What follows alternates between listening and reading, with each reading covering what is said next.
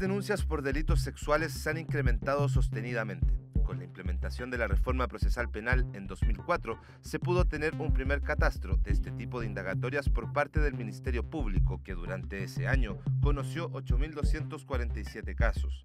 A 15 años de ello, solo entre el 1 de enero y el 30 de abril de este año han ingresado 9.544 denuncias. La cifra más alta, de casi 28.000 causas, se registró en 2018 y se estima que durante el presente año se iguale o supere dicha cantidad. Las denuncias de agresiones sexuales han aumentado, pero en el análisis no se ha señalado que haya más abusadores, sino que las víctimas han decidido denunciar más.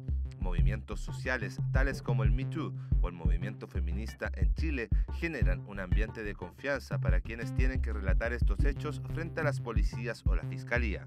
El tema se ha visibilizado en parte gracias a estos factores sociales, facilitando que las víctimas tengan un proceso cada vez más rápido y menos invasivo. Pese a que las denuncias aumentaron, el Ministerio Público reconoce que existe una cifra negra no menor para este tipo de delitos.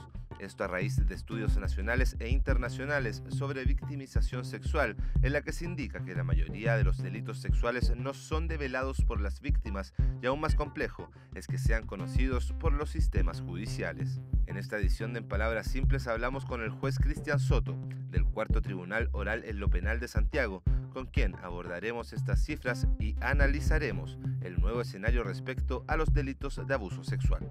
Bienvenidos a una nueva edición de nuestro programa En Palabras Simples desde acá el Palacio y los Tribunales. Ya lo adelantábamos en nuestro material, la Fiscalía lo advirtió. Hay un histórico avance de denuncias en materia de delitos sexuales y justamente para eso nos encontramos con el magistrado Cristian Soto. Él es juez del Cuarto Tribunal Oral y lo Penal de Santiago. Magistrado, muchas gracias por estar con nosotros. Gracias a usted. Magistrado, me gustaría partir preguntándole a qué cree que se debe esta alza desde la reforma procesal penal, desde su marcha en adelante. Hemos visto una alza en estas causas de delitos sexuales. ¿A qué cree que se debe? Bueno, primero las cifras que vemos a propósito de los reportajes que inician esta entrevista son denuncias, que es lo primero en distinguir.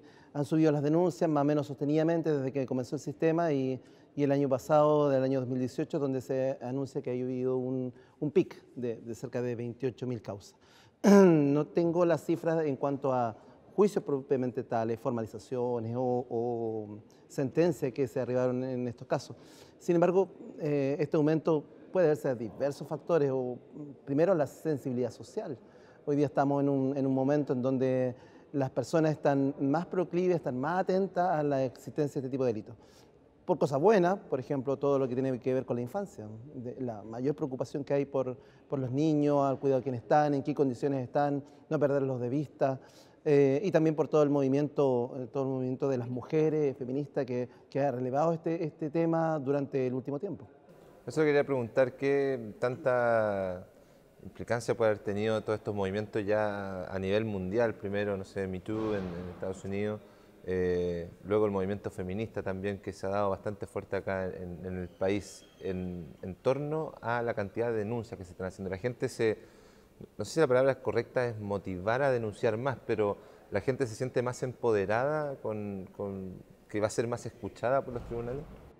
Mira, yo creo que probablemente lo que pasa es que antes situaciones incluso muy fuertes eran toleradas y que hoy día esa misma tolerancia ya no existe.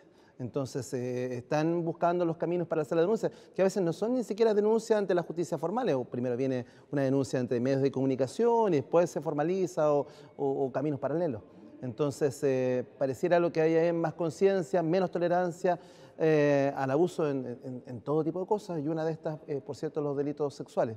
Lo que quiero decir es que es difícil decir que hayan más delincuentes o más abusadores ahora, o que se produzcan más delitos ahora que antes, sino que, como tú señalas, que hoy día parece estar las condiciones mejores para que las personas se puedan acercar, hacer la denuncia y someterse a un procedimiento que también con el tiempo se ha vuelto más amable con las víctimas, en el sentido de que ya hay una preocupación por tratar de que las personas no declaren N veces durante todo este proceso, que antes se llegaban a 7 o 8 veces, que a veces las personas tenían que declarar en los médicos, en la policía, en la fiscalía. Eran revictimizadas al final. Había una revictimización que todavía estamos tratando de corregir. Hay una ley que ya está en marcha y que pronto va a entrar en vigencia de manera parcial en el país, y que y que va también a tratar de corregir eso frente a la persecución misma, o sea, darle más confianza a las personas para que puedan hacer estas denuncias. ¿Usted se atrevería a decir que desde la implementación de la reforma procesal penal trajo consigo un acceso a la justicia más adecuado para los ciudadanos? Bueno, esa es la aspiración de la reforma procesal penal. La aspiración es abrir las puertas y tratar de dar más confianza a través de la transparencia, fundamentalmente. Ahora, es un anhelo, es una misión. En la medida, tenemos pocas maneras de medir eso concretamente, si eso está pasando o no. Tal vez esto sea un indicador. Han subido las denuncias, entonces estamos dando tal vez más confianza a la gente para acercarse. Ahora el rol de las víctimas es bastante importante aquí, ¿no? A pesar de que hayan aumentado las denuncias, yo creo que hay un número importante todavía de personas que no se atreven a denunciar. Ese es un factor que se tiene en consideración igual a la hora de sacar cifras o hacer proyecciones. Bueno, sin duda debe haber cifra negra. Seguro está detrás de tu pregunta de eso. Debe haber una cifra negra. No sé cuán importante sea esa cifra negra, pero el rol de la víctima es fundamental. O sea, es la víctima a la que se va a acercar y va a contar su historia, porque además estos delitos se cometen la mayor parte de las veces en la intimidad del hogar o de la familia o del núcleo cercano o de instituciones donde hay mucha confianza, como todas estas donde, por ejemplo, la gente joven participa, como las instituciones de iglesia, como los Boy Scouts, etcétera, en donde se han visto salpicados por este tipo de denuncias. Entonces, la víctima es fundamental para que poner en marcha el sistema, como para luego hacer diligencias que son claves para poder determinar si hay un delito y la participación, por cierto, en el juicio. Así como la víctima es importante, también cae una responsabilidad muy grande en la prueba. En este caso me imagino que es bastante complejo. Es muy complejo la prueba en este tipo de delitos, porque este es un delito que no es el robo, no es la que yo tengo una cámara de video que haya registrado la situación, justamente porque son cosas que trato de ocultar, van a ser en una intimidad donde victimario y víctima se encuentran solos o se procura que exista esta soledad, donde se amenaza a la víctima para que no cuente o se le hace fantasear que si cuenta le va a pasar algo malo a ella o algo más a su familia o a sus seres queridos. Entonces, las indagaciones son difíciles y muchas veces se tiene que ir a través de los indicios, a través de, por ejemplo, cómo este hecho marcó la vida de la víctima, cómo hizo cambiar su comportamiento, por ejemplo, en los colegios cuando se trata de niños o en su entorno social cuando son mayores, como un poco el daño psicológico que se produjo a partir de este hecho. Y en casos de, bueno, que ocurran este tipo de situaciones en un ambiente obviamente privado, en el que no hayan cámaras, no hayan mayores pruebas de que se puedan demostrar, ¿cuál es el peso a la prueba del relato de la misma persona que sufrió esta situación y también del presunto victimario? ¿Cómo se puede sopesar esa contraargumentación entre ambas partes? Es que si en el juicio finalmente la prueba es la palabra de víctima, como la palabra de victimario, es un escenario injusto para la víctima e injusto para el tribunal, porque no va a poder optar, o racionalmente es difícil optar por la versión de la víctima si no hay más pruebas. Hay que llegar antecedentes que permitan corroborar la existencia de este relato.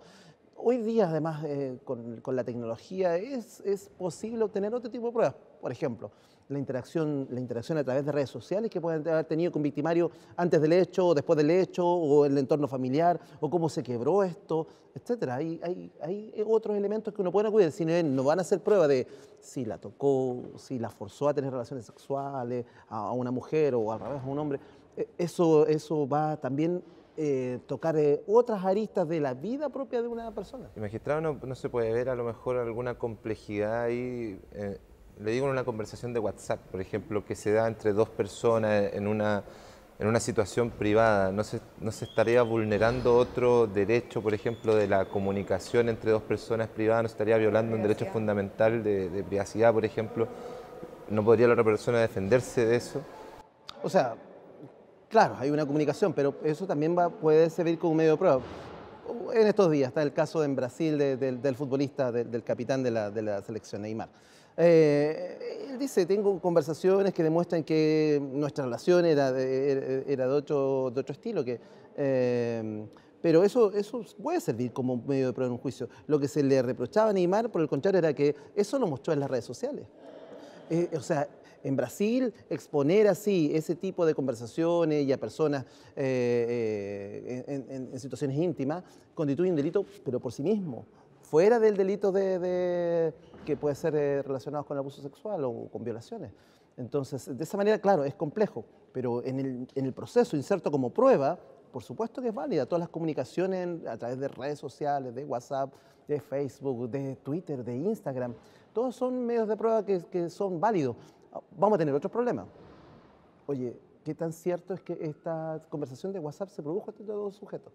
No habrán suplantaciones de personas, no habrán mensajes que se habrán borrado entre, y vamos a tener un problema ya tecnológico de ver cuál es la fidelidad de esa prueba o la integridad de esa prueba tecnológica, que también es un proceso que, al menos en materia penal, está bien salvaguardado por las policías especialistas en cibercrimen, por ejemplo. Magistrado, de preguntarle respecto a la iniciativa que tiene el Ejecutivo, este proyecto de ley que busca la imprescriptibilidad de los delitos sexuales contra menores, bien digo.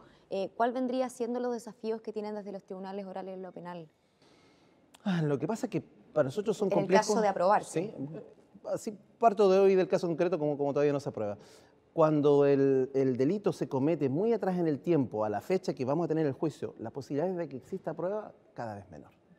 Entonces, puede ser una buena intención, pero si no lo rodeamos de otras cosas, si no rodeamos a la víctima de investigaciones mejores, de investigaciones más profundas, que rodeen todo lo que pasó, va a ser difícil para los tribunales abordar esta realidad de una manera positiva para una denuncia de una víctima. Hay que tener en cuenta que el tiempo va borrando también las huellas de los delitos. Lo hace más difícil, por cierto, no imposible.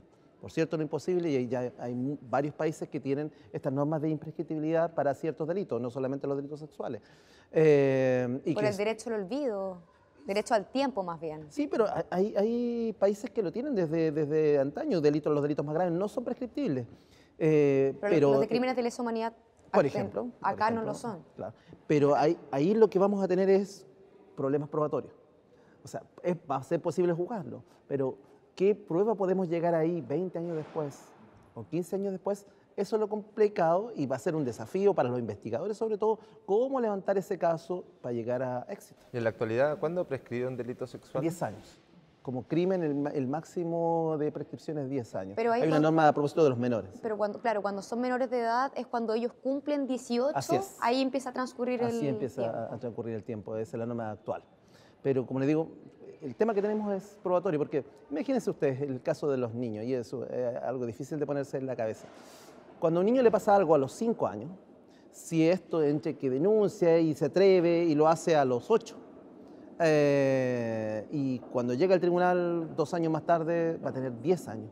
Entonces, ¿qué va a pasar con eso? Que el niño lo vamos a tratar de hacer recordar algo que pasó en la mitad de su vida. O sea, uno se acuerda de las cosas que pasaron ahora que tiene 40, de las cosas cuando tenía 20. Por muy marcadoras que fueran los detalles, cómo fue, la hora y todo eso, que se suelen exigir del lado de los tribunales o ver que, mire, ahí hay contradicciones porque se dijo una cosa hace 3 años y ahora no se puede sostener. Eso es lo complejo, el paso al tiempo. Magistrado, haciendo un análisis rápido de las cifras, bueno, durante todos los años han ido en aumento, ¿cierto? O por lo menos de los últimos 4, de 20.000 a 22.000, 24.000 y ahora 2018, 28.000. Hemos conversado esto durante el programa, pero ¿a qué lo podemos atribuir así rápidamente? ¿Habrán más abusadores? ¿La misma ley a lo mejor será muy blanda, que no intimida a lo mejor a la persona a cometer este delito? ¿La gente tiene más poder de denunciar, se siente más empoderada? ¿A qué se lo podríamos atribuir? Sin meternos en Honduras, porque ahí hay algunas discusiones filosóficas, si nosotros a través de las prohibiciones podemos realmente reconducir las conductas de las personas. Yo me atrevería a decir que sí, hoy se denuncia más. Y eso es muy positivo. Hoy se denuncia más, las personas están muy pendientes. De hecho, yo creo que ustedes lo han visto, en los colegios, en los jardines infantiles, están muy preocupados, por ejemplo, en las condiciones en que se va a mudar una guagua en las salas cunas, las condiciones en que se les va a cambiar de ropa a un niño, si se le autoriza o no se le autoriza. Muchos de estos establecimientos tienen baños que son completamente abiertos para que no haya ninguna posibilidad de que alguien esté en esos lugares, o cámaras de televisión en las salas de clase. O sea, toda la sociedad está volcada un poco a ver esto, que a veces puede ser una paranoia. Y eso hay que también relevarlo. A veces puede ser una paranoia de situaciones que son relativamente normales, por ejemplo, cuando los niños pequeños tienen problemas que se cosen, que tienen pequeñas heridas, o cuando se caen, o que son más cariñosos con ciertas personas que con otras, o rehuyen a ciertas personas, que nosotros podemos darle una interpretación injusta. Pero la mayor sensibilización, creo yo, hace que hayan más denuncias y que vean obligados todos, sobre todo la investigación, a buscar cómo recepcionar 28.000 denuncias. ¿Dónde las voy a mandar? El mismo sistema de mandarlas, por ejemplo, a las pericias psicológicas, donde no hay muchos lugares donde se hacen, se están demorando entonces más, porque si tenemos más denuncias, va a tener una cola de espera para que le hagan una pericia psicológica a un niño, y eso puede retrasar, por ejemplo, una terapia de reparación, mientras se esté dando, porque me estoy esperando que se cumpla este trámite para luego ir al juzgado de garantía, para luego ir al juicio oral, y eso es complejo. Lamentablemente ya se nos acabó el tiempo, magistrado. Le agradezco por haber conversado este tema tan relevante y al mismo tiempo delicado con nosotros acá en el Palacio de los Tribunales. Muchas gracias a usted. Muchas gracias, magistrado, por acompañarnos el día de hoy. A todos ustedes los invitamos a revisar nuestras redes sociales del Poder Judicial y también nuestro sitio web www.poderjudicialtv.cl, donde estamos actualizando con información interesante para todos ustedes. Que les vaya muy bien. Hasta luego.